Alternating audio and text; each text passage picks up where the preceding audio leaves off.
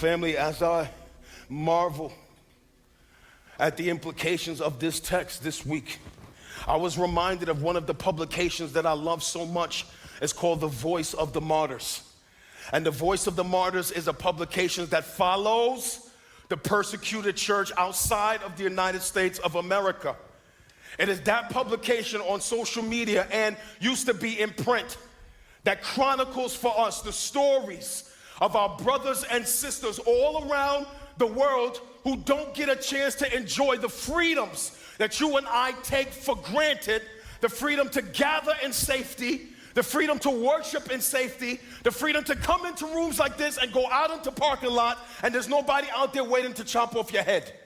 It is that publication that chronicles for us the real stories of pastors who've been dragged out of their churches on Sunday morning and beheaded right in front of their families. It chronicles the stories of pastors and people who watch their buildings burned down by militia. Listen, it chronicles the stories of Christians all around the world who are wrestling with this very real tension, hear me, between God and government. That they're living in nations with tyrannical leaders who are hostile towards Christianity. And it's in those nations they have to fight with the laws they have to obey against the persecution for the spread of the gospel. And it's in those nations they are currently, right now as I'm preaching to you this Sunday morning, they're on the other side of the world wrestling with that clash between God and government.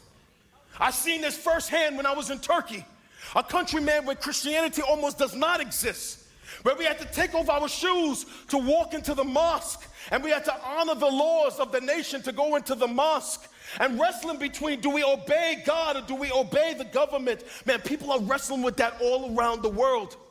Here in America, you got a little taste of that during the pandemic, when the government said in certain states, you can't gather.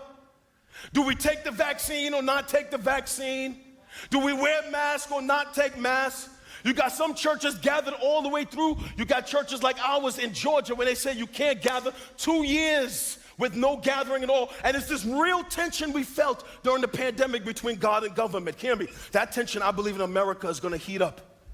For a day is coming, I'm telling you right now, they're going to pass laws against the scriptures. They will say laws like, man, if you preach that in the word of God, it is hate speech. If you say, man, this is biblical marriage, it is hate speech. If you say from the pulpit, a man can't marry a man and a woman can't marry a woman, it's hate speech. We in the United States of America, watch me, a day is coming where we're going to feel that tension between God and government, and that we're going to have to make a decision. Do we obey God?